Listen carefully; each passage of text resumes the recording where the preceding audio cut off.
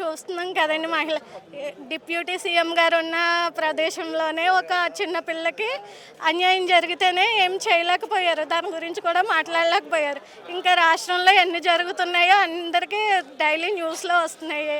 ఇంకా వాటి గురించి కూడా ఒక హోమ్ మినిస్టర్ కానీ డిప్యూటీ సీఎం గారు కానీ ఎవరు పట్టించుకునే దాఖలే లేదు, మాట్లాడట్లేదు. దాని గురించి ఎటువంటి చర్యలు తీసుకున్నది లేదు.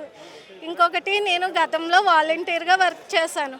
అప్పుడు మా మీద బోల్డ్ నిందలు వేశారు. 32,000 మంది అమ్మాయిలు మిస్ అయిపోయారు, వాళ్ళని తీసుకురావాలి కదా. 1 ఇయర్ అయింది, డిప్యూటీ సీఎం గారు ఏం చేస్తున్నారు? తీసుకురాపోగా ఇప్పుడు ఉన్నటువంటి కొంతమంది మిస్ అయిపోయారని చెప్పి కూడా అప్పుడు మార్వాడి పాప ఒక అమ్మాయి ఈ మధ్యకాలంలో మిస్ అయిపోయింది. వాళ్ళ తల్లిదండ్రులు నిన్న నిదర్శనం తెలియజేయండి పవన్ కళ్యాణ్. చాలా మంది తల్లిదండ్రులు బాధపడుతున్నారండి. వాళ్ళ పిల్లల యొక్క భవిష్యత్తు గురించి కానీ, ఎవరైతే మిస్ అయ్యారో, ఎవరైతే అన్యాయాలకు గురయ్యారో అందరూ బాధపడుతున్నారు.